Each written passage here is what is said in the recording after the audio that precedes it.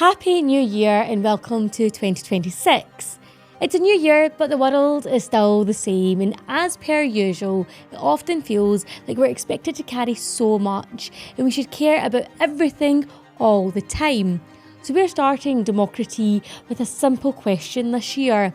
Is kindness still powerful, or has it become exhausting? Welcome to the DemocraTEA podcast, where we spill the tea on people, power and politics.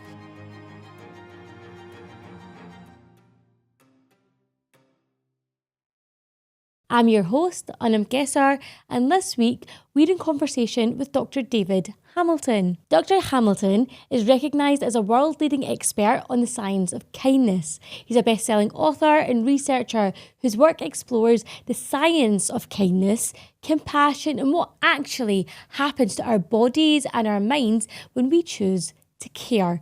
In this episode, we're unpacking kindness not just as a slogan, but as a practice, one with limits, consequences, but also one that has real power. Together, we'll be asking a few questions. When does kindness nourish us, and when does it quietly drain us? Is it possible to care deeply without burning out or losing yourself? And do we need to be more selective about where or who we give an F about? And before we dive in, thank you so much for joining us at DemocraTEA. It truly is an honour to interview some really fascinating people, learn more about their journeys, and then share that with you. If you don't mind, I have one wee favour to ask. It would be really helpful if you could please hit subscribe and follow us on social media. It's completely free to do so and helps us grow. And the more we grow, the bigger guests we can bring on and continue having really interesting conversations. Right, let's spill the tea. Thank you so much for joining us today, Dr. David. Before we get into the big stuff, your first question is, what is in your cup today? It is chamomile tea. Yeah. Very calming. Yeah, very calming. Well, I've already had a coffee this morning. I can only take so much caffeine in one morning. I was going to say, is this like alluding to the topic of kindness? Well, kind of. I'm actually just trying to avoid having too much caffeine. I suppose I'm being kind to myself. That is kind true. Of, which is actually quite important. Well, I'm drinking peppermint tea. Nice. That's my go-to. So, Dr. David, tell us a little bit about your background, please. My PhD is a subject called organic chemistry, which unfortunately has nothing to do with organic food. Okay. It's like Lego for adults, but instead of using plastic or wooden building blocks, we use atoms. But the idea is the same. Instead of building cars and rocket ships out of Lego blocks, we build drugs. Well, molecules called drugs. So I worked in cardiovascular medicine and cancer. Oh, wow. And then, but what got me into what I do now is I became fascinated by the placebo effect, and I wanted to understand, why is it that loads of people improve somewhat, depending on the condition, on placebos. So I started to research what is it's happening there, and to better understand, how is it? And it turns out that when you take a placebo and you're expecting something to happen, that expectation actually fiddles around with your brain chemistry, so that your brain actually creates what you were expecting to happen. I mean, within reason, of course, but that's sort of my background and what got me into writing and speaking. This is so interesting. So rather than a philosophical standpoint about morality or calmness or kindness, it feels like you came to this kind of subject of kindness from a scientific point. Absolutely. But also I had really great role models when I was a kid. Like my mum is, and was back then, still is, just so incredibly kind. And our family had really tough financial times when I was a kid. But yet watching my mum, she would have given you the shirt off her back. My mum would do anything for her loved ones and for neighbours and friends and stuff. And I think being immersed in that environment it made the importance of kindness and the value of it and what it does and how it helps people. It made it always prominent in my mind. So when I went down the scientific route, it was always there in terms of how I tried to conduct myself best I can. We're all human. But so when I found myself stumbling across some research on kindness, it immediately drew me in, because I knew from personal experience, as having role models and from what I'd experienced in my own life, I knew how important that could be. And so you're now known as one of the world's leading experts on the science of kindness. But what does that actually mean? Do you know, I always, it feels good because some people say, "Oh, the king of kindness," and I interrupt and say, The king of kindness. and I say, absolutely not.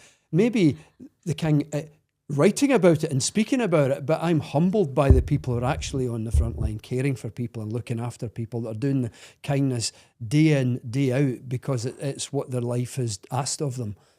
And stuff. And so I would say I'm good at writing about it and speaking about it, you know, not as good as these other people at doing it, because I'm just human, trying my best like all of us, but try to do the best we can, kind of thing. So the science of kindness really is exploring how does being kind impact our mental health, and how does it impact our physical health, like physiologically, you know, what does it do to the brain when you be kind? What does it do to your heart, your immune system, all different sections of the body when you think, communicate or act with kindness? And what does it do to your body? Oh, absolutely. And let's break it down a little bit. What does kindness do to your body in terms of your physical health and then your mental health? Right, it boosts everything, actually, because we're actually biologically wired for kindness. We have kind But genes. is everyone, sorry to interrupt, but is everyone biologically wired for kindness? Because I look at the world and I think, and I don't want to use bad language, but you are an absolute bad person. Yeah. Remove the bad word. Sorry. Yeah, the answer is yes, but it varies, and it also, how a person becomes in life is heavily conditioned by what you learn and the experiences you have. But it's not quite as clear cut. So, for example, we have kind genes, and they're some of the oldest genes in the human genome. They're related to the natural tendency we have as humans to care for each other, which is obvious, I suppose. But the fact we still have them 100 million years old tells us that kindness has played a crucial role. Caring and expressing that care in our actions and our words has been crucial in maintaining the health and well-being of the human species. That's why we still have the genes. But when I say kind genes, the strength of them is different between different people. Let's imagine the colour of the gene was pink, right? Okay. So you might have 50 shades of pink, to use the whole 50 shades of grey thing. Let's say you've got 50 shades of pink, from really pale baby pink all the way up to deep pink that's almost red.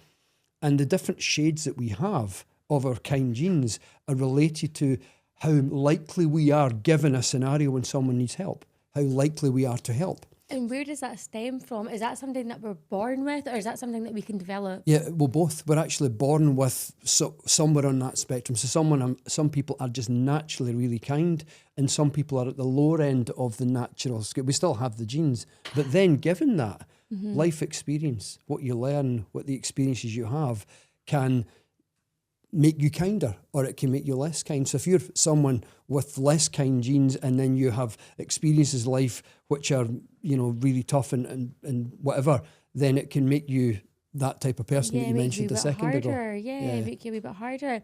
But I'm confused. So you're saying that kindness is something that you're essentially born with. Yeah. But then surely a person's upbringing would have more of an impact. Absolutely. So if you're raised by, you were just talking about your mother there and how she was a very kind person. Yeah. I would say my parents, my family network are very kind.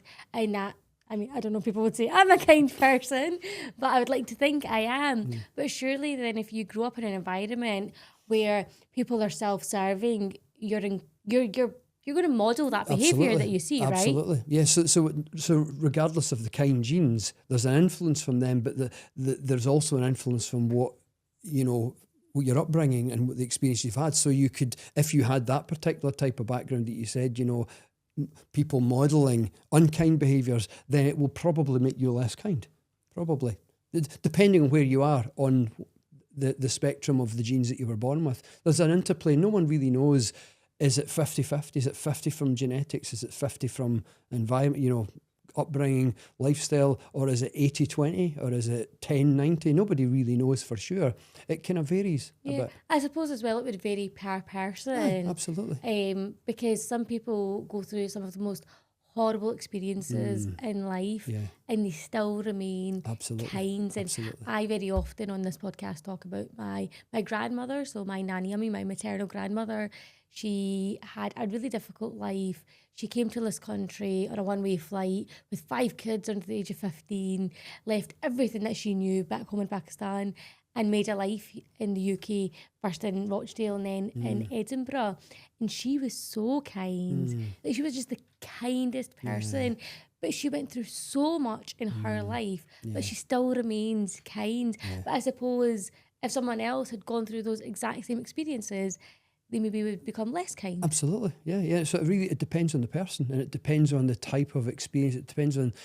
It's almost impossible to pin it down for anyone's life exactly what made them go that way or that way, because we're all different. Yeah. So I am reading your book, The Joy of Giving an F. It's really, really interesting, and you speak about mindfulness. And how that's linked to kindfulness, as you call it. Before we go into the definition of kindfulness, one thing I found really interesting is you spoke about this kind of fine line between being mindful, being kind, and the impact that has on narcissists. Yeah. Can we tease that out a little bit? Yeah, so Buddhist scholars, some Buddhist scholars have been concerned for a long time about the way that mindfulness is taught and what people learn and think about what mindfulness is in the West. Because traditionally, mindfulness, the meditation practice, was part of a set of guidelines. And the guidelines were really about making you more mindfully kind. And in a sense, a better person, someone who, as well as being self-aware, you're also aware of your interactions with people and what that does, and how then as a good person, you can make a difference in the world. So that was called the Buddhist Eightfold Path. But when mindfulness debuted in the West, in big way, the people have been practicing it for a long time. But when it made its big entrance in the West, it was a professor called Jon Kabat-Zinn who introduced it into a clinical environment in a hospital in Boston. And the only way that it would be accepted in a clinical environment as a clinical tool would be to take out any reference to spirituality, any reference to kindness, anything, compassion, anything like that at all, and strip it down to its bare essentials. In other words, mindfulness being a tool for non-judgmental awareness. So in other words, you be mindful of your thoughts, don't judge them, return your attention to the breath, which is a lot of what mindfulness is. But in presenting it in that way, all the other aspects of it, including the teachings and the principles that it was embedded within, were removed. And they were still taught by a number of mindfulness teachers, but as mindfulness has really grown so much, and now most people learn it from apps, almost entirely the basis of it, the being mindfully kind and mindfully compassionate, has been lost entirely. And Buddhist scholars were concerned what that might do. And their concerns were warranted, because some research found if you get people practicing mindfulness and then present them with an opportunity to be kind, then whether they're kind or not is actually dependent upon how much empathy they have to start with. And if a person's high in empathy, when they practice mindfulness, they actually become kinder, because mindfulness makes you notice more. And if you're naturally high in empathy and you notice people suffering, you will more likely help them.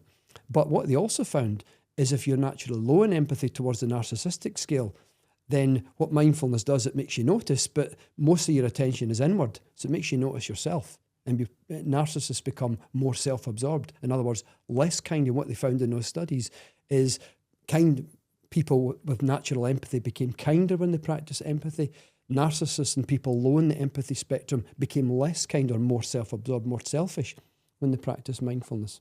So then, is there any hope for narcissists? Yeah, well, actually, this is why I was suggesting in the book that you can, if you bring back in a modern way some of the original principles of what mindfulness was embedded in, which was about being mindfully kind, and reintroduce the ethics and the importance of morality, the importance of being kind, and what that does beneficially, psychologically, physiologically, then if you learn that while you're learning mindfulness, then people become kinder. So some researchers actually did that. They taught the ethical basis and the kindness, the fact we're all connected, so therefore your actions have consequences. Then everyone did mindfulness. Then they simulated the same set of conditions, opportunity to be kind as they did before. And this time everyone became kind, even the people really low on the empathy scale. Everyone became kind after practicing mindfulness. It's really interesting. The title of the book is really provocative. When we think of kindness, you think of something really cushy, sweet, but it's a really provocative title. Where did it come from? Well, first of all, I've written 3 previous books on kindness. Okay. And I don't think they've reached the audience that they can help. And Who is that audience? Well, to be honest, it's the general public. I think kindness is something that relates to everyone. But the people who bought my previous kindness books are people who already follow me on social media, who would just buy the stuff because I'm presenting a scientific angle on things, but haven't really reached a kind of mainstream audience. And the original title, you know, I haven't told many people this, but the original working title of that book that my publisher actually accepted as a book title was The Art of Kindfulness. And I was 3 months in to a 7-month writing deadline, 20,000 words in. And I remember sitting one day and I goes, this is rubbish. It's absolute crap. It's not working. And the book felt flat. And I thought, I've done this 3 times already. And I'm just communicating with the same people who've read my other 3 books. But this subject, I think, can help people in classrooms, teachers. It can help people in business. It can help people in politics. It can help people in their relationships, in their communities, everywhere. If we really understood what kindness is and what it can do for us. And I thought, I was asking for help. I'd lost my dad shortly just before I started working on the book. Oh, thanks. And I said a wee prayer to my dad. And I suddenly had this crystal clear idea about just making it more in your face. And that's where the title came from, because I had previously read Mark Manson's book, The Subtle Art of Not Giving an F. And I thought, you know what? That was quite a provocative title. I'm going to do the same thing, but I'm going to say what happens if we do give an F. You know, what happens if you care? And what happens if you care? You transform your biology. First of all, kindness actually is physiologically the opposite of stress. So think about everything that stress does. Kindness is physiological. I say physiologically the opposite. Most people assume that the opposite of stress is peace, or the opposite of stress is calm.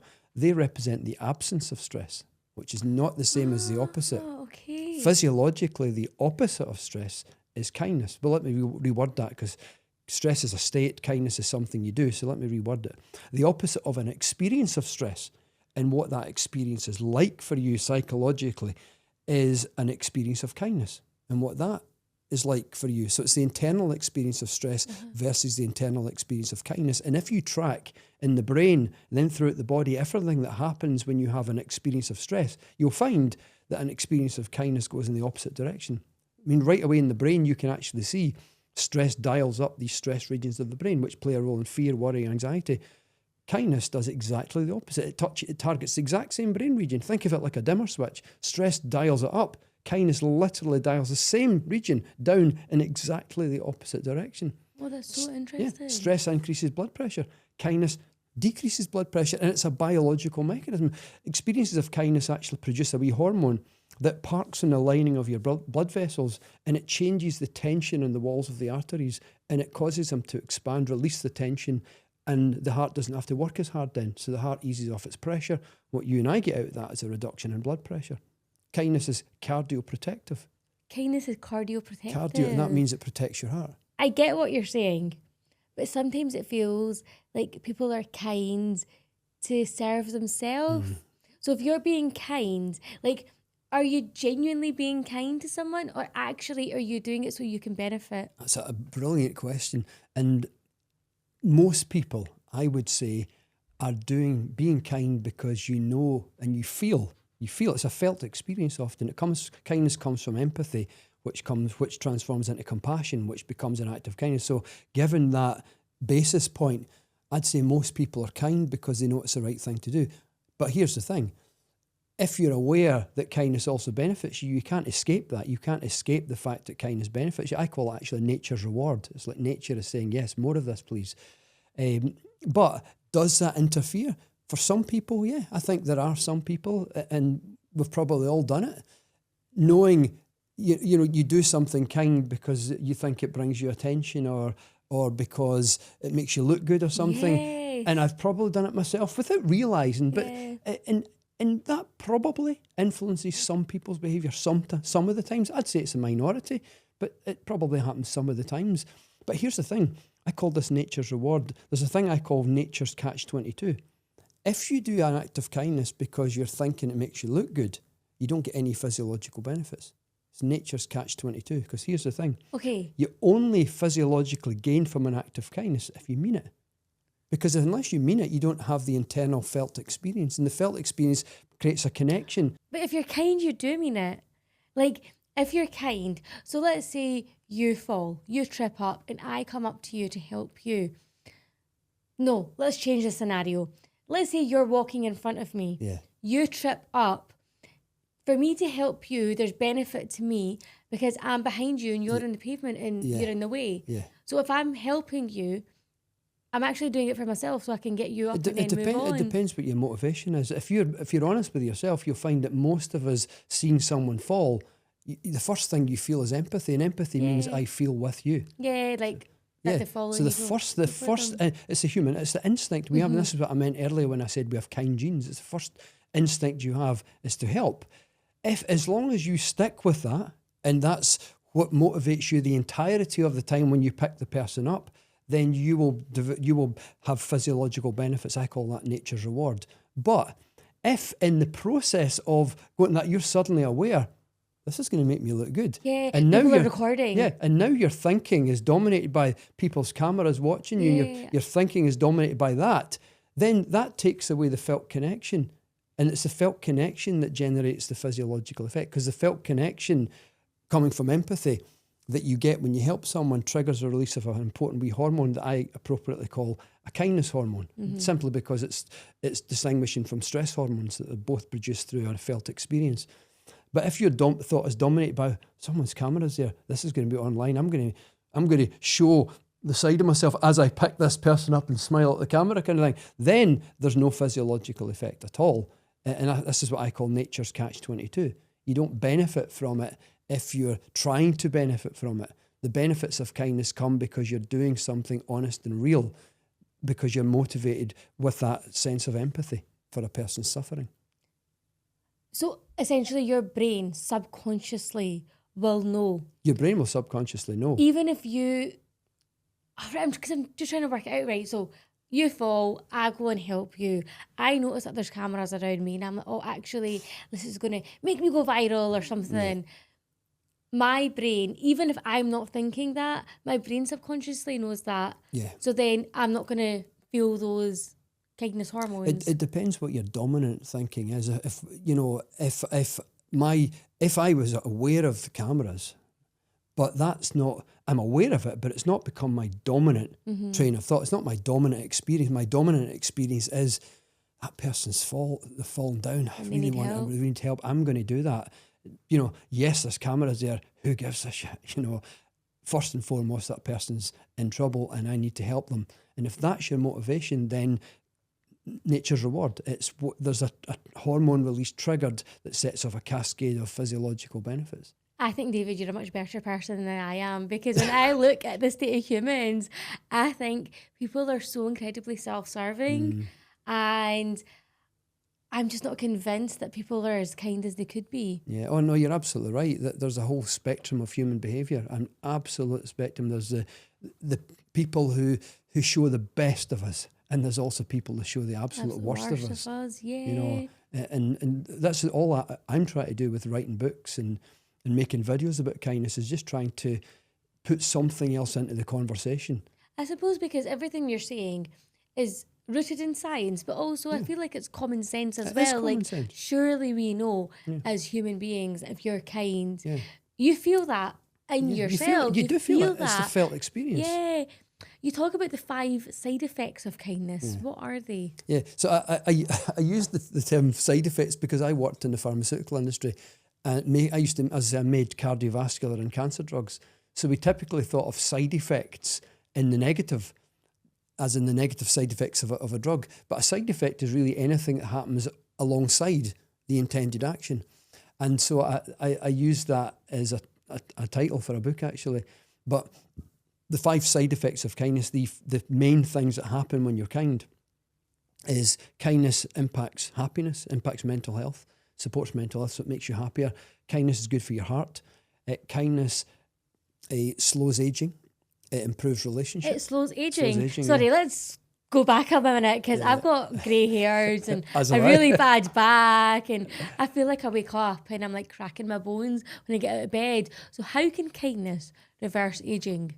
Not reverse it, slow it. Slow it. Slow it. Yeah, so first of all, kindness is physiologically the opposite of stress. We know that stress accelerates aging. So from a logical standpoint, if kindness is physiologically the opposite, then it's going to slow it down. What I find interesting is scientists have begun to figure out exactly what's going on. And there's a couple of different things that are going on. I mean, first of all, scientists did a cool wee experiment. They took skin cells and they put the skin cells under stress in the lab, and the stress was meant to simulate the internal conditions inside our body when you're feeling psychological, physiological or lifestyle stress. And what they found is high levels of wee substances called free radicals. And we know that free radicals they accelerate aging. They get produced if we have too much sunlight. They get produced if we have, a heavily processed diet. They get produced when we're under stress. They damage our arteries. They damage the brain. They lead to memory loss. It's why all these things accumulate with aging. They did the same experiment, but this time in the presence of our kindness hormones. And the levels of free radicals, even under the same stress in the cells, was dramatically lesser. Dramatically less. And what they were showing is right at the cellular level, some substances that play a significant role of aging were actually being suppressed by kindness hormones, which are the byproducts of a felt experience of kindness. So I don't need to get Botox. All I should do is be kind to people. I wrote a blog once called, I think it was on that title, it was kindness is better. Is kindness better than Botox? I mean, that is the $1 million question. It feels like it is. Well, it does have remarkable effects, and it's easy to be sceptical of these kind of things because how can kindness slow aging? It's just something that you do, and this is why I talk about the biological basis, because we're supposed to be kind. As I say, we have kind genes. When we're not kind, then we introduce stress into the body and mind, and I would say that should be an incentive for people who don't act very kind a lot of their lives, because you're causing yourself harm, because your body's you're supposed to be kind. If you want to be healthier in some ways, and slow aging in some ways, it's not the only way, of course, life has a big role itself, but in some ways, then the intelligent choice actually is to be kind and actually mean it. But in fact, one of the really cool bits of experiments scientists recently did at the University of North Carolina at Chapel Hall, they got people doing mindfulness meditation and other people doing what I call kindfulness, which is just mindfulness with a bit more focus on compassion and kindness. And it was a Buddhist technique called metta that they did, and they were compared with people who didn't do anything. And what they did is they measured the length of a little unit on our DNA. They're called telomeres. And a telomere is a bit like the plastic end cap on your shoelace. And those plastic end caps are called aglets, and they ensure that you can thread your shoelace through the wee eyelet on your trainers. But over time, as we know, the number of times you use your shoelace and it gets flapped around when you're walking, it gradually wears away, and it's subject to wear and tear. And eventually the aglet wears away and the shoelace is useless. Yeah. Something similar happens inside your cells. You have an aglet on your DNA, and it's called a telomere. And what it does, it actually protects your DNA, but the telomere wears down. It's subject to wear and tear, lifestyle stress, and all these other kind of things. And when it wears away, what happens is 2 chunks of DNA will stick together without that protective thing, and it means the cell ultimately dies. So the rate of wear and tear of telomeres, it's called telomere attrition. The rate of telomere attrition is actually proportional to the rate of biological aging. And what the researchers did is they got people doing nothing, and they measured the rate of telomere loss or telomere attrition in 6 weeks. That's their baseline. People doing mindfulness, people doing kindfulness. And mindfulness, tiny wee slowing down, but kindfulness was a dramatic slowing down in the rate of telomere attrition in a 6-week daily practice of just focusing compassionately and kindly. And I argue that the reason why that occurred is because the body doesn't stay neutral when you're kind. It doesn't stay neutral when you feel compassion and act with compassion. The body doesn't stay neutral. There is a biological effect, a number of biological effects, and we now know right down at the genetic level, one of these effects is a slowing of telomere attrition. Doesn't mean you'll never age. I mean, saying that, I've been practicing for 127 years, but obviously a joke. But it does. It doesn't reverse age, but it does slow aging in the sense that it's counteracting the acceleration that's caused by stress. And what were the other side effects? Sorry, because I did interrupt you. So kindness improves relationships. And that makes sense because we get on with people who are kind to us and who appreciate us. And kindness doesn't just mean someone who buys you coffee all the time. It means someone who treats you with respect. Yeah, someone who listens. Listens to you and patient, who will check in on you when you're having a hard time. Kindness isn't just this, I'll buy you a coffee kind of thing. It's very broad.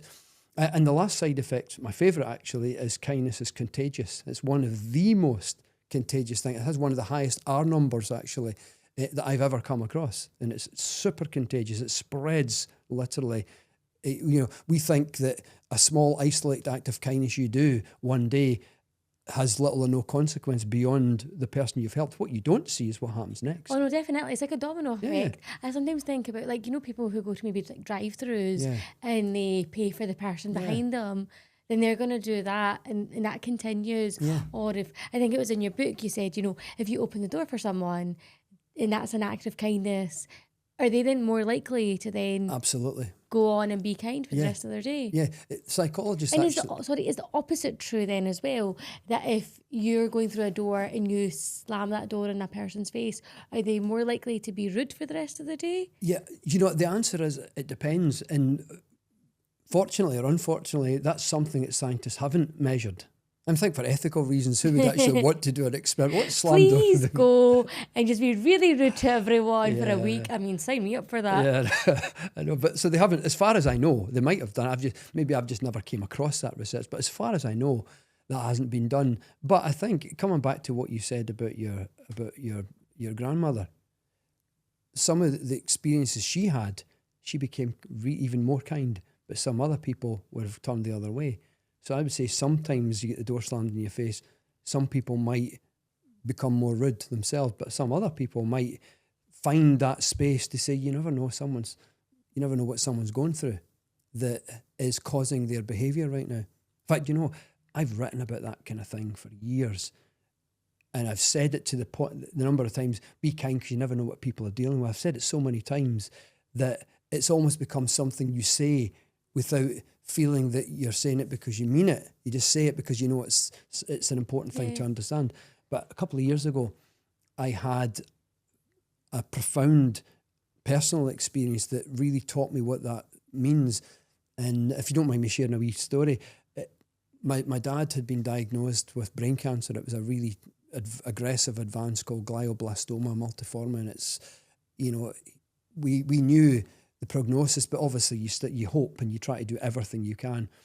And I used to drive my dad to his radiotherapy appointments. So I live in Dunblane. My mum and dad, my mum still lives there, live in a wee village called Banknock, which is near kind of Cumbernauld, Denny, Bonnybridge, and that wee kind of triangle there. And I'd pick them up and then we'd drive to the Western in Edinburgh. And my dad did 3 appointments a week. I mean, some other family members drove him as well. But they all work, in full-time jobs. Because I'm self-employed, I have a bit more freedom.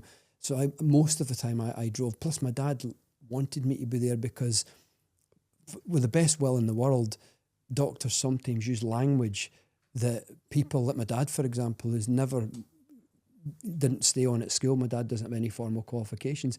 Doesn't really fully get the words. So I always translated for my dad. So anyway, it was very important to my dad to be there super early, like 45 minutes early. Even though we were sitting for ages waiting, it was just in case there was traffic. And my dad was always an early person. And so I always made sure I got to the house at least an hour early, had a wee cup of tea, a wee blether. Then we'd get in the car and drive through. But one morning, I was running late.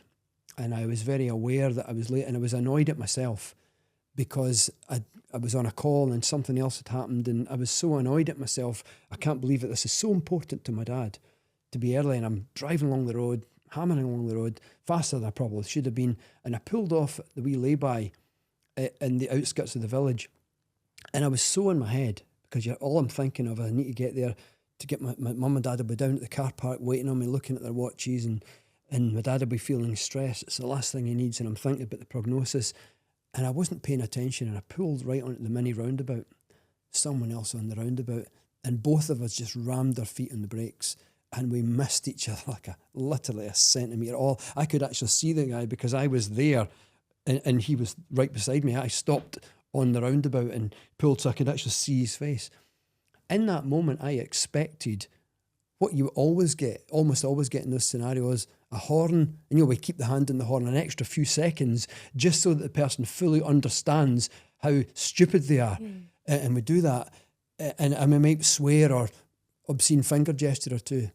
But instead, the guy looked at me, and he must have seen something in my face, but he looked at me and he smiled and he went, "It's okay, on you go." And it was like he was so gentle. He went, "It's okay." And he went, "On you go, it's all right." And I didn't know how to take it, and I went,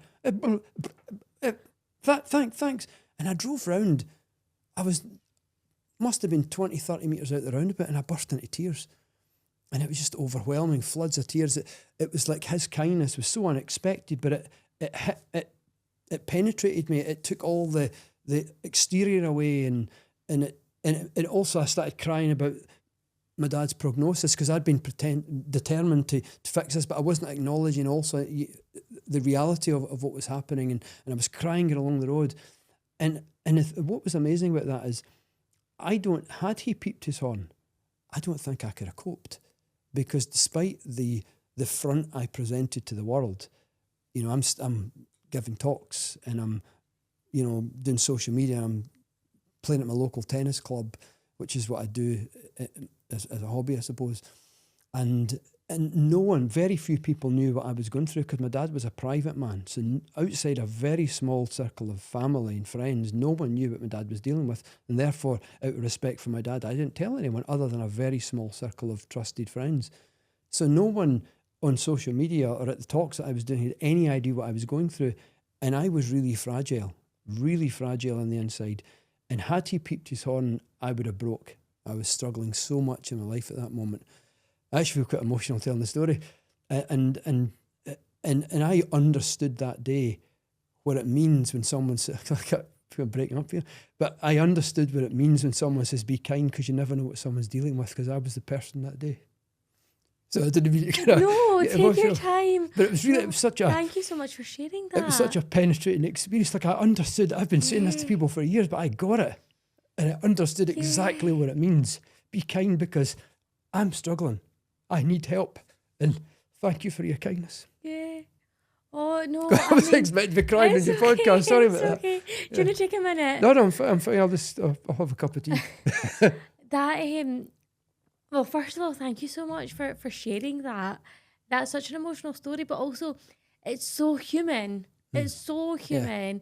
Yeah. And I can understand and empathise with that so much, because as we were saying just before we hit record, I was a member of Parliament, and I used to go travel down to Westminster, and I presented the political side of me, and I would speak in debates, and I'd speak in question and answer sessions, and I would go to all the meetings. But throughout that time, I was battling different things, whether that was in my personal life, whether that was health issues, and I didn't speak about any of that. And I think what you've just said is going to resonate with so many people. And I suppose as life experiences, I very often say this to, my family and friends, like, everyone's just living life. Yeah. Everyone is just battling through life, and when they go home and they close their front door, you do not know what they're experiencing. Yeah, absolutely. You have no idea what they're going through, and so you should be kind. Yeah. It's not always easy. It's not always easy. But sometimes I try to find that thought sometimes. If someone's presenting in a way that's not kind, then I try to find that thought first. It's not always easy. But then it feels like that onus and that responsibility to then be the kind person is on you. Yeah. Like, if someone's coming up to me and has been an absolute prick, like, why do I then need to be the person who's kind to them? Like, why, if I can go through everything that I'm going through and still be kind, why can they not be kind? Yeah, I know. And that's the frustrating part. And the thing is, you don't need to be kind to them if they are being an arse. You don't actually need to be kind, because we've got to weigh this up and balance it with what's kind to myself. Is being kind to them when they're continuing to be like that, and this is what they're like all the time, is continue to be kind causing me harm psychologically or whatever, in which case, how do I be kind to myself? Might I extract myself from this situation? Or could I work out a way of communicating, say, like, what I find you saying here is causing me upset and it's causing me harm, whatever, depends on the context. But there's an argument for turning it round, flipping it round the other way and being kind to ourselves. Sometimes you don't need to, because sometimes we're full of energy and it seems like water off a duck's back. Someone's behaviour just floats off us. But if you're struggling a wee bit, then it's harder, I think, to be kind to people not being kind to you. And that's when we need to say, okay, what do I need to do in my life to be kind to myself? Is that being more respectful, creating a boundary, more boundaries, or is that, do I need to look after myself better in other ways? On the topic of boundaries, I come from a South Asian culture. So I was born and raised in Scotland. This is my home, despite what the far right would say. But I come from like a South Asian background, and that culture is a big part of my life. And I've grown up with family or friends where a lot of the elders in our community will say, if something happens, just leave it. Don't say anything. And it feels like sometimes when I look at older people in the South Asian community, they don't really seem to have boundaries. And if someone is rude to them, or if someone has an argument with them, the phrase in Punjabi is "jal koi na," which means just leave it. It doesn't matter. Or "jal ho," like what happened, just leave it. And I find it incredibly frustrating, because then that is then pushed down to kind of my generation or the generation after that. And then we're the generation that stands up and says, well, actually, just because you want to be kind, that's fine, but you're getting taken a mug. Absolutely. And it doesn't feel like then they've got boundaries. And it sometimes feels like I've got boundaries, and then that can be seen as like a bad thing. Yeah. But it's not, though. Having a boundary is self-kindness. You're actually protecting yourself, and you're also protecting the people that you're trying to be an example to. And you're saying, you're changing your perspective. And you say, well, but it's not the done thing in the Asian culture. And that's the challenge. Yeah. Like, I talk about, my gran, but I know other elders in the South Asian community who have had so many difficulties, and people have been really, really mean, nasty towards each other. Just, you hear stories of what's happened in families. And then everyone's like, oh no, it's just water under the bridge, just leave it. And they've got that lack of boundaries. And it feels like their kindness is taken advantage of. It absolutely can be. And it depends on culture. It depends on, there's a number of factors. I think more universally we have empathy. But as you move from empathy on towards how you express kindness, then it's not quite as clear cut. There's no one size fits all. I think it depends on the person, it depends on the situation, it depends on background, it's influenced by culture, by different belief systems, and I don't think there's a one size fits all for everything. Everything is individual in a sense, and influenced by all the other factors that go into what makes you yourself.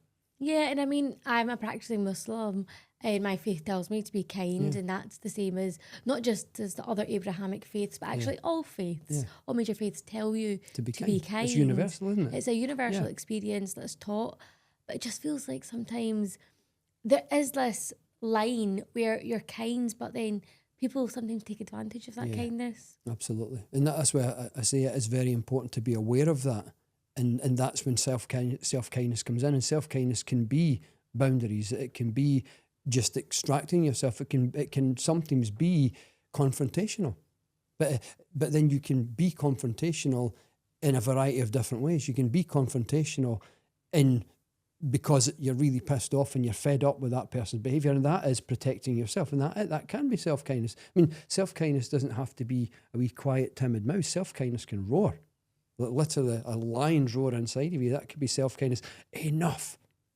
I'm done with this, whatever it is. That can be self-kindness. It can be such a need for preservation, a need for preserving your own who I am, and this is what I stand for. It can be so, because it can come from knowing what's real and what's right, and it can also come from, and I'm protecting my family, my loved ones. So kindness can be super powerful, like more power than you can ever imagine. But more often than not, that type of kindness is seen as self-serving. Yeah, absolutely. But then part of it is saying, I'm willing to not care whether you think I'm self-serving, because I'm doing this for a bigger reason. I'm being kind here because I know it's the right thing to do. I'm protecting my family, protecting my own mental health. So I don't really give a shit whether you judge me or not. I'm doing what I'm thinking is the right thing. I might never see you again, or you might not be in my life for that long anyway. So I don't really give a shit what you think. That's the kind of sometimes the things that go through your head. And as a writer on kindness, I've got to be aware that there is no one size fits all. There is a whole spectrum, because for me, part of being kind is recognising that what's kind for one person isn't the same as what's kind for another person. It's recognising that's part of what kindness is looking at the broadness of what it means. And I would agree. And actually, I'd take that one step further. Sometimes I feel like as women, our kindness, not only is it taken advantage of, but to an extent we can erase ourselves. And that's a real challenge, getting that line. Yeah, without a doubt. And it's been really tough. And again, I know I've said this before, but it's about saying what is self-kindness for me? What does that mean, and what does that represent? And sometimes it's like I'm not willing to be taken advantage of. I'm not willing to be overlooked. I'm not willing to be pushed out of the way. I'm not willing to stay silent like a mouse. While you're all doing whatever you're doing, I'm going to roar on the inside, because this is what I need to do. And I really don't care what you think, because you can judge me what you like, but this is who I am. This is what I am, kind of thing. And it's hard, because it's hard for women, definitely. For women, it's so difficult, because whether you're in your personal life or your professional life, it feels like our kindness can often be a self-erasure of our own well-being. Yeah. Yeah. And that's a real challenge. Yeah, it's finding that balance. It's saying, okay, how do I not erase who I am? How can I push a wee bit further, but still maintain the kindness that's my basis? My natural set person is someone who is a person who is empathetic, who is compassionate and kind. So how do I push a little bit further while maintaining who I actually am, but also, say what needs to be said? And stand up for what's right, because it needs to be said or it needs to be done, but without losing my actual identity in it. And it's just about, it's a balance, and that's what I mean. There's no one size fits all for every person in every scenario. So then how do you practice kindness in a way that doesn't erase yourself? Well, for me, part of what I consider myself is a person who is kind, who thinks kindly. So for me, it's often challenging, because not every scenario requires the same response to it. If someone is being not kind, for example, I might just do what I've done before, or it doesn't matter, and not do anything about it. But sometimes I will actually say something if something needs to be said. But I decide that that's part of who I am. That's part of what kindness is. And I think one of the freeing kind of concepts I read in your book, The Joy of Actually Giving an F, is that the acknowledgement that kindness or care or compassion, as humans, we don't have an unlimited supply. And we actually have to choose who we give that to. Yeah. And so how should we be choosing who we give that kindness and care to? Because then I would argue, if you see someone who has narcissistic tendencies, actually being kind to them might be a positive thing, because it might help them be less narcissistic. Yeah, it depends. We're actually genetically wired to show kindness to those closest to us first and foremost. That's where our natural energy goes towards, and that's an evolutionary thing, because the people who were closest to us, who cared for us the most, are the ones we bonded most with. So we have this natural bond. They call it kin altruism. It's natural bond and desire to be kind to the people closest to us. But again, it becomes a more conscious choice. Could I be kind to this narcissist? Because it might help them. But I think most people will focus on the kindness to the people closest to us. I think that's just something that's natural to us. How much energy we want to put on all these other things depends on the person, depends how much energy you feel you have. At the moment, I think there's a spectrum, a range. Sometimes we feel full of energy and you don't really need to do much self-care work. But and therefore you might be able to have the energy to try to transform that person's behaviour. But I think sometimes we're at the opposite end of the scale where we really need to plug ourselves into the power supply, so to speak, because we're feeling absolutely depleted. And then you don't have the energy to bother with that person over there. You really say, the energy I've got, I'm giving it to myself and to the people closest to me. Yeah. But if you're somewhere up in the middle, then it can be a bit of both. I also feel like there's a generational change and a generational shift, because you spoke about your mum and how she would do anything for anyone, and she was an incredibly kind woman. I've spoken about my grandmother, who was an incredibly kind woman, but it sometimes feels like that generation were maybe just built differently, that they were just so kind, not just to those who were closest to them, to their family members, to their close friends, their close relatives, but in fact, they were kind to people on the street. They would do anything for anyone because there was this real sense of community and camaraderie wherever they lived. Absolutely. And you can compare that to 2025. 100%. There's a real shift. Absolutely. I just feel like people are much more insular now. Yeah, I've noticed that myself. I can relate to what you were saying, because when I was a kid and we grew up in a wee housing estate in a wee village called Banknock, everybody knew everyone. I mean, everyone. And people in the summertime, people sat out at the front steps, and a couple of neighbours came over and they took turns making tea and all that. Nowadays in the summer, I don't see anyone out. No one hardly anyone speaks to. Some people communicate, but it's not the same as what it was when I was a kid. And I've been thinking a lot about this recently, with the amount of time that young people spend on screens. Right? We are supposed to interact face to face. That's how we're genetically built. We're supposed to interact, like you were saying about your grandmother. We're supposed to talk to each other in the street. We're supposed to, meet each other here, there, and everywhere. But the more time we spend on screens, the less interaction we have. And what that does is it degrades empathy.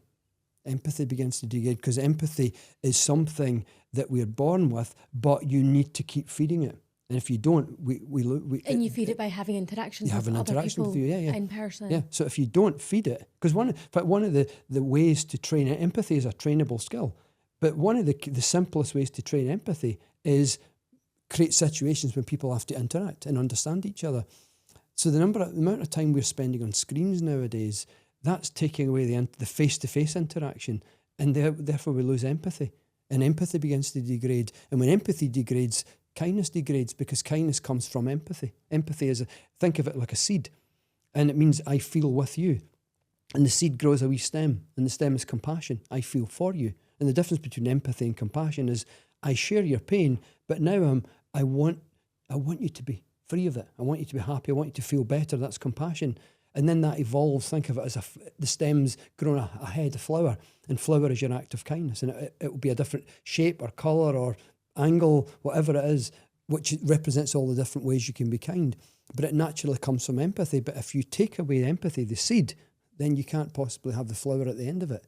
So kindness is degrading because we're losing empathy by spending so much time on screens. And so then what does that mean then for the next generation? That's a really scary thought. It is a scary thought. I've been thinking about it a lot. As someone who writes on kindness, it's become ever so more obvious to me the less time we're actually interacting, and we need to find a way as a society of increasing interaction, not decreasing it, of whatever, I'm not in that, I'm not in those circles where I can make those decisions, public decisions, but certainly we need to find a way to increase human interaction. We have to, for the sake of the next generation. And I think we're talking about the concerns that people have around the use of digital, social media by young children. Yeah. We're talking about in terms of like them seeing harmful content online, or we're talking about how they are less likely to maybe have friends. But actually, I've never heard it framed in this way that there's a concern over a lack of kindness. Yeah. That's fascinating to hear. It's because we need interaction to continue to feed and foster empathy. And there's that direct correlation. And empathy is a trainable skill, but if you don't train it, you lose it. It's like a muscle. If you don't work out a muscle, use it or lose it, you lose the muscle. It atrophies if you don't use it. Empathy is something you have to keep using, and you use it when you interact with people, because you have to. The basis of empathy really is we understand each other. We can relate to each other and understand. But unless you're interacting face to face, you can't do that. I'd go one step further as well. For so many of us, I think there's life pre-pandemic and then life post-pandemic. And when I think of like lockdown, which feels like it was 10 years ago, but also feels like it was yesterday. Yeah. But when I think of lockdown, it was a real challenge. However, there was a real sense of community. You know, people would help each other. Absolutely. If you had vulnerable or shielding neighbours, people would go to the supermarkets for them. We'd come outside and we'd clap for the NHS. And you know, whether that made any meaningful change is debatable, but it was rooted in kindness. It was. It was rooted in kindness. Absolutely. However, I feel post-pandemic, people have become much more insular now. Yeah. And those exact same traits and qualities that they were doing during lockdown, you just wouldn't see that anymore. And I mean, what are your thoughts on this? I absolutely agree with you, and we need to keep practicing those things. And those, what we saw during the pandemic, that's the way everybody was 40, 50 years ago. I mean, I'm 55. When I was a kid, 50 years ago, did I just say that? I feel like 25. Now, that is the first time I've heard myself. I heard what I said in my head. My God. but when I was a kid, 50, no, I'm not going to say that. A few years back, when I was a kid, everyone was like, everyone supported each other. I remember a neighbour down the road who was struggling financially, as we all were in the community, but would often come up with a cup and ask my mum if she could borrow a cup of sugar or a cup of milk. And then she would come back the next day and return it. You know, once her husband got his wages, as they called them, back then. And I think there was so much of that. What we saw during the pandemic is how it used to be almost all the time. But I think we've just lost that over the last decades. And I think we have to do something to get, for our own sake of our own health and the well-being, I think, of the whole species, we need to bring back the more interaction. And so that's what you would say, is that we need to get out and interact more. We need to get out. But actually, and also what we see online does have an effect. I wrote a book a few years ago that nobody read, actually. But it was about how emotions are contagious and how the reason why you feel happy around happy people is partly what they're saying, but it's mostly how they're saying it, because your brain reads emotions by facial expressions. Because long before language, our ancient ancestors communicated through body language and gesture. So for hundreds of thousands, millions of years, actually, without complex language, we understood each other from facial expressions. So deeply wired in the brain is this ability to understand how people are feeling by the facial expressions. And so it's called emotional contagion. So we catch happiness, we catch stress and all that stuff. But interesting, one of the chapters I wrote in it was about what you're exposed to online. And scientists did a study, over there's a few hundred people involved in it. And they played computer games for 20 minutes. Now, one group they were randomized into two groups. One group played games that were very neutral, like Tetris and just the stuff you get in some apps that are just really gentle, neutral games. But other ones got violent, aggressive games for 20 minutes. And then the scientists simulated an accident and an injury. Someone had been knocked to the ground in an act of violence outside in the corridor, and they did this like over 200 times. But what they did is they recorded it, but they made it sound like really, really loud, like someone had just been attacked by another student, hit to the ground, and they couldn't get up because they were injured. The whole point of the experiment is, how long would it take the people who have been playing these games online, how long would it take them to go and help? Would they help? And how long would it take them to help? And would it depend on what game they've been playing? And it absolutely did.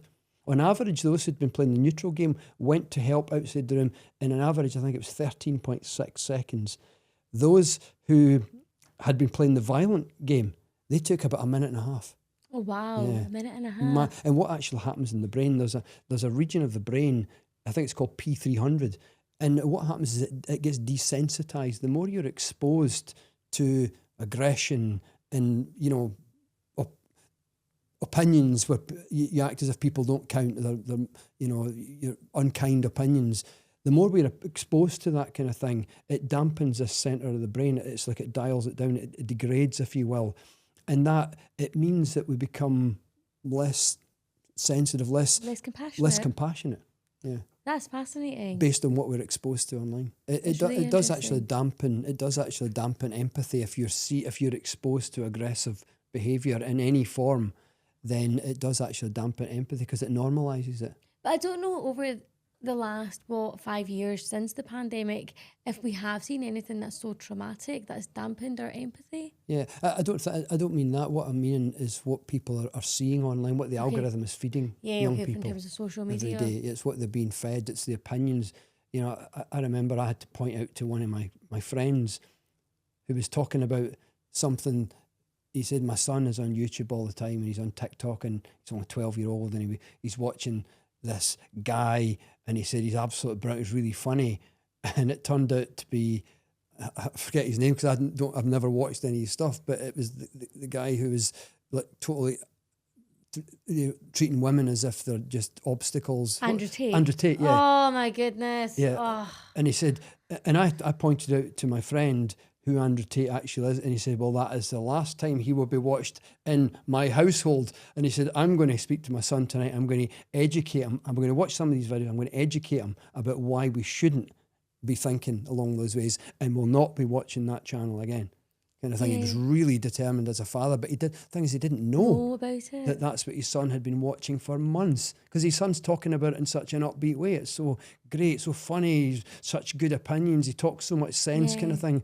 This is a 12-year-old kid. And that's terrifying. Because that's what the algorithm is showing him as a 12-year-old kid. They're just getting fed that, and like you said, similar to that simulation of when people are watching or playing violent games, if a young person, or actually probably anyone at any age, but especially for a young person, if they are being fed content online that's misogynistic or harmful or narcissistic in nature, then surely that's going to have an impact on them and how they see the world. It can dampen empathy, and it can dampen your natural tendency then to care for someone or to act on caring thoughts. To talk about dampening empathy, I want to take it a wee bit wider. There's been accusations levelled at the UK government that their policy towards, for example, maybe the war in Ukraine has been somewhat kinder in nature because a lot of the Ukrainian refugees look like them. Whereas when we look at Palestine, for example, what's happening in Gaza, they are people of colour or they're practicing Muslims, and it feels like the policies that successive UK governments that have brought forward haven't been as kind. But in the politics side, is there something there? Are we more likely to be kinder to someone who looks like us? I think possibly. I think I came across some research a few years ago about bias, and that we develop a bias from when we're young towards, based on what we're exposed to most of so the colour of faces, for example, we see most of the people that look like us most of the time, to use the language that you used there. And so we develop a bias without, it's called an unconscious bias. We're not actually conscious of it, but we develop an unconscious bias. And the question is then, will that influence whether I'm likely to help someone who looks like me versus someone who doesn't look like me? I don't know of any research, but I would say probably. I'd say probably does, and not intentionally. And that's when we need to step up. That's when we need to step up and say, well, wait a minute. If there is an unconscious bias, and I'm now aware of that, then I have to do something to fix that, because that's wrong. It might be natural. It might be something that's normal because it's how, it's just the way that you've picked up things because it's what you've been exposed to yourself most of the time. But now I know that about myself, then it's up to me then to rectify that and to make sure that I don't do it again. best I can. Are they inherently going to know that? Like, Probably not. how do they teach themselves? I think we just have. I think we just have to be educated. I think we just have to come. It's a good question. I don't know how to teach that to everyone, but I think it's something that would be useful for everyone to know. I think we should get you down to 10 Downing Street, teach them that we do have unconscious bias, and it will affect who you're likely to help. I think that's so interesting. It really is. I have so much more that I could unpack. But what I did do is I spoke to friends and family and those on social media and told them last night that I was doing this interview today, and they have sent in a few questions. So if that's okay, we're going to dive straight in. And not because I'm biased, but he is someone who means the absolute world to me, is Ian Blackford, who was the former leader of the SNP down in Westminster. So I asked Ian, and his question is, in a world that is so divided and there is so much hate, albeit driven by a minority who sadly capture the narrative, how can we turn the tide through a spirit of kindness and mutual interest? I would say that we have to learn, and we have to make it known that we're actually supposed to help each other. We're supposed to be kind. We're biologically wired to be kind, and that means it's not just about buying each other a coffee. It means treating each other with empathy, treating each other with respect, and starting right where we are. And ending views of them and us, and trying best we can to work together. It starts with each of us to say, what does kind mean for me? And as I say, it's not just about whether I'm going to buy you a coffee or pick you up if you've fallen down. It's the whole spectrum of it, which is, empathy, it's respect, it's just checking in people. It's something you said a few minutes ago was listening to people. All of these kind of things. If we start to model these behaviours and then speak and communicate in a way that in a sense is owning those behaviours myself, then I think that's when we become examples to other people. And I think that's the starting point for us. But one of the things I've been trying to do for years is to educate people on a larger scale about the fact we are supposed to be kind. And when we don't be kind, look at what happens. We fracture, we fall apart. But the same happens inside the body. What we see in the world is mirroring what happens inside the body when you're not kind, because you're physiologically, we are supposed to be kind. And so the stress that happens inside the body that comes from not being kind is mirrored in our lives and in the world. So if we've seen it in the world, it's probably happening here as well. So we have to say, okay, what do I need to do to fix this in a way that is compassionate and kind? And that's personal responsibility. That's personal responsibility. Dr. Sakib, who does some amazing work around documenting the history of South Asians in Scotland. So shout out to Colourful Heritage. They do some fantastic work. She asks, how do we encourage others around us to be kind to one another and continue to be kind no matter who we're speaking to? Again, it's being an example ourselves. And outside of being an example, again, one of the things I've been trying to do is just educate as much as I can about the science of kindness. We're supposed to be kind. This is what kindness does to your brain. This is what kindness does to your body. It makes you feel better. So outside of educating, it's about just modelling those behaviours yourself. And that's what I try to do. I'm only human. And I like anything, we fall down, we make mistakes, but can only do the best we can. But if you try to model it yourself, then that can just be an example. And sometimes that means being kind in a situation when someone doesn't expect you to be. In the hope that then they would be kind. Say, wait a minute, that's I'm amazed you were kind there and you didn't have to be. Wow, God. And then that becomes contagious, because kindness is incredibly contagious. But it starts with the person being kind. Mohammed has asked a question which is very similar to what we've already spoken about, but he asks, is kindness separable from what constitutes a human, or is it part of human makeup? It's part of human makeup. Yeah, as I say, we have kind genes, or you could call them caring genes. They're some of the oldest in the human genome, at least 100 million years old, and they're related to our natural tendency to care. I mean, think about mothers caring for their children. They're actually, a lot of that is related to our kind genes, but males have them as well. So everyone has these kind genes. So it's not separable from being human, because our species would not be here if we didn't have kind genes. So we're supposed to care. And it just so happens that over a long period of time, our ancient ancestors learned, and this is a message for the modern day, our ancestors learned that the only way we could ever survive in the long term and in the short term was by helping each other, by working together, by caring for each other. And our ancient ancestors did that time and time again over hundreds of thousands of years. The fact that we are alive today is because we're the legacy of their kind and caring behaviour. So that's a lesson for the modern world, because unless we start looking out for each other, caring for each other, treating each other kindly and compassionately, and modelling those behaviours, then our entire civilization will begin to fracture and unravel, because we're supposed to be kind.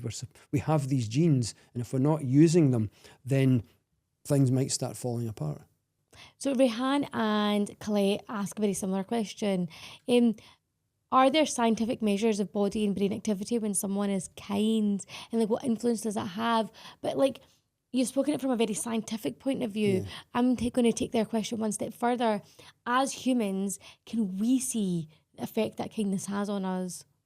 Yeah, because you'll actually feel lighter. You feel it right away. If someone's kind to you, you feel good. You feel good. You feel relaxed. You feel something, depending on what you needed and what they did for you. If it solved a problem for you, if it helped you in some way, you feel relief.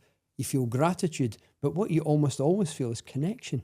And there's a momentary connection. And this is what sets off the spark inside that turns down stress regions of the brain that start to produce an effect that dilates your blood vessels and reduces your heart rate, stimulates the rest portion of your nervous system, and your whole nervous system begins to tend towards a state of calm. No positive thinking required, just simply through that momentary, very short experience of kindness. The nervous system begins to tend towards a state of calm, and then all the other systems of the body, including your digestive system, everything starts to work more optimally.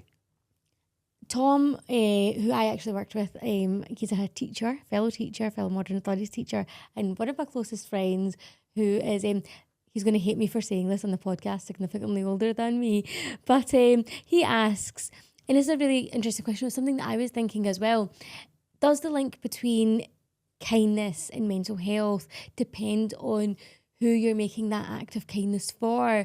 So are you going to have more of an impact on your mental health if you're kinder to a close family friend or a stranger? Probably. It kind of depends. Here, there's an interesting piece of research a few years ago that looked at people who were caring for close family and friends. And it was part of, there's other pieces of research that was looking at how much kindness do you do when it's good for you before it stops being good for you. And they found when it came to volunteering or caring and stuff, somewhere around 16 hours a week, the balance, up to that point, kindness was beneficial and it was impacting mental health, physical health. But then it gets to a point where it starts becoming harmful. And it becomes harmful at the point if you feel your kindness is being taken advantage of, not being appreciated, or if your original reasons for doing something was because you care, but now it's more like a job, it's expected of you. And so feels like a burden. It feels like a burden. Yeah, so there gets a point, and that 16 hours a week was a statistical average in the study. It's not the same for everyone. It completely depends on the situation. But within that, what you can see is for some people, being kind to family members will be more meaningful. But for some other people, because that's what you do all the time, being kind to a stranger might be more meaningful. And it really comes down to what's more meaningful for you as an individual. That's so interesting. Farah asks, and this is kind of similar to what I was asking before as well, and it's just something that I've never really understood. Essentially, what makes us so blind towards injustice as humans when we can see victims in suffering? I mean, for me, for example, if I'm scrolling on TikTok and Instagram, I will see reel after reel of the genocide in Gaza, and it's just horrifying. But for a lot of people, they see that and they can turn a blind eye to the injustice. And it just feels like cruelty can just fade into the background of our everyday life, and we're not recognising it. And that's then linked to kindness. Yeah, I think a lot of things become normalised. It's what you see so often. And the more you see something, because it becomes normalised, it stops affecting you in the same way. Not for everyone. Some people, it affects you even more. And it depends on the person. But for a lot of people, you find that what you see more often, whether it's good or bad, eventually becomes normalised. And what that psychologically refers to is it stops having the same meaning and impact for you. It's just, you're just used to it. And especially in the modern world of social media, it used to be just that you saw something on the news. And it was that when I was a kid, I forget how many years ago, I'm not going to use the number now, but when I was a kid, I remember it was the 9 o'clock news, and the only time I ever learned what was going on in the world was the 9 o'clock news, because my mum and my dad would watch the 9 o'clock news. And I remember seeing sometimes if it was a war or a genocide or starvation somewhere, I remember feeling so sad and upset and just so moved by it. But I only ever saw that on the 9 o'clock news every now and then. But now you're seeing it on social media all the time. And I think it becomes normalised unless you decide that, I need to do something about it, if I can, even if I'm going to sign a petition or speak about something, I need to do something. I think we need to be aware of what's been normalised for us and then act kindly. Last question from my friends and family comes from Sav. And I think this is actually something that a lot of us wonder. Is self-kindness, so being kind to yourself as a person and putting in boundaries, more important than kindness to others? It depends. It's crucially important. You could argue it is more important, because if you don't look after yourself, then there's not enough of you. You don't have enough energy to be present for people in your life in meaningful ways. So first and foremost, I would say the answer is yes to that. But if you have been practicing self-care and things are going well in your life, then you find that you don't need to do as much self-care. So therefore, you have more energy and space available with which to help other people. But unless we look after ourselves, unless we practice self-care, which is boundaries and it is doing meaningful things that support your mental and your physical health, unless we do that, then we don't literally have the psychological resources to be present for people in meaningful ways. So probably, it is more important, because you need to physically be well enough to help other people. That's so interesting. Before we end, we've got a section called That's My Cup of Tea. So it's a quick fire round, Right. Not too difficult questions, but don't think too long. What book are you currently reading? Name drop one of your own. Harry Potter and the Deathly Hallows. Well, this is the book that I'm currently reading, The Joy of Actually Giving an F. Yeah. And my next book that I'm going to read is, again, yours, is Why Woo Woo Works. Oh, wow. Because I think I might have to get you back on the podcast, because I don't think Reiki and meditation and all that work. But that's a conversation for another day. There was a randomised controlled trial came out just a few months ago on Reiki with knee osteoarthritis patients. They even compared them with fakie, which is fake Reiki, where an actor mimics exactly the movements and pauses and everything of a Reiki master. And what they found is Reiki significantly reduced pain more than fake Reiki, which is placebo Reiki. We might need to get you back on then and have this discussion. If you could have dinner with anyone, past or present, who would you choose? Albert Einstein or Barack Obama. Okay. Yeah. Interesting. Yeah. One of the two. If I could have both of them at the same time. That'd be an interesting conversation. It would be, actually. I could decide between the two, but I love science. I love mathematics. I'm actually near the end of a part-time degree in mathematics and physics for no reason other than just curiosity. I just happen to like the subject. Oh, fantastic! Yeah. It feels like you're a permanent uni student. Yeah. It's just an open university, which is amazing and it's fantastic. It's brilliant. I loved uni. I think, as I was saying to you earlier, I went to Stirling Uni, so I've got very fond memories of the place. Tea or coffee? Coffee. Yeah, but you can't have too much caffeine, you were saying. Well, actually, coffee first and foremost in the morning, but throughout the day I prefer the taste of tea. And Yeah. I drink tea during the day. What are you currently watching on Netflix? And this is just a selfish question because I'm looking for recommendations. A Man on the Inside, we just finished it last night with Ted Yes, Danson. It is so brilliant. good. I've It seen is that. so I good. really enjoyed it. Literally just finished He's it a last really night. good actor. I love Ted Danson. Did you ever He's one of my watch favourite actors. A Good Place? Oh, The Good Place.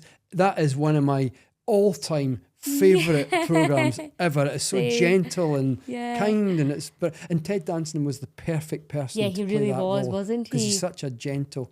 Yeah. He's got you can tell from his energy. You can see it in people's eyes that he's a good person. Yeah, And that's he's exactly the person to play those roles Yeah, he's he played. was good. Even like the theme tune for The Good Place, it just instills a sense of calmness in me. Love that programme. Is there a quote or something that grounds you? Because life is stressful. You're obviously very busy. You're doing your part-time degree. You're writing books.